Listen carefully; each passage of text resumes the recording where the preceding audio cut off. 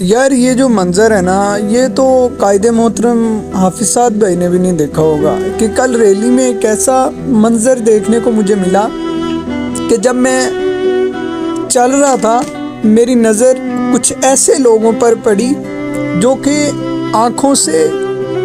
نابینے لوگ تھے، جن کو معاشرے میں اندھا کہا جاتا ہے۔ یار وہ اندھے لوگ اپنے نبی صلی اللہ علیہ وآلہ وسلم کی ناموس کے لیے، قرآن مجید کی حفاظت کے لیے لبیک یا صاحب القرآن مارچ میں شریک ہوئے،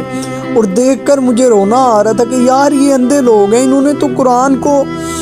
دیکھا بھی نہیں ہے، اپنی روحانی آنکھوں سے صرف دیکھا ہوگا، لیکن ظاہری طور پر انہوں نے کبھی قرآن کو نہیں دیکھا۔ تو اتنی محبت کہ یہ اس مارچ میں شریک ہوئے ہیں کہ قرآن کی حفاظت کے لیے یہ اپنے باہر آ گئے ہیں کہ اگر قرآن کی عزت پر کوئی بات آئے گی، اگر کوئی گستاخ ایسی گستاخی کرے گا تو ہم آنکھوں سے نابینے ہیں، ہم دیکھ تو نہیں سکتے، لیکن کل کو اپنے آقا و مولا صلی اللہ علیہ وآلہ وسلم کی بارگاہ میں حاضر ہو کر یہ ضرور کہیں گے کہ یا رسول اللہ، جب قرآن کی حفاظت کا وقت آیا تھا، جب قرآن کے لیے بات کی گئی، جب قرآن کی عزت کی بات آئی، تو ہم اندھے ہونے کے باوجود جو ہیں سڑکوں پر آ گئے تھے کہ ہمارے قرآن کے ساتھ اس طرح سے نہ کیا جائے۔ اور جن لوگوں کو اللہ نے آنکھیں دی ہیں وہ تو دیکھ بھی سکتے ہیں، اتنی بڑی نعمت ہے،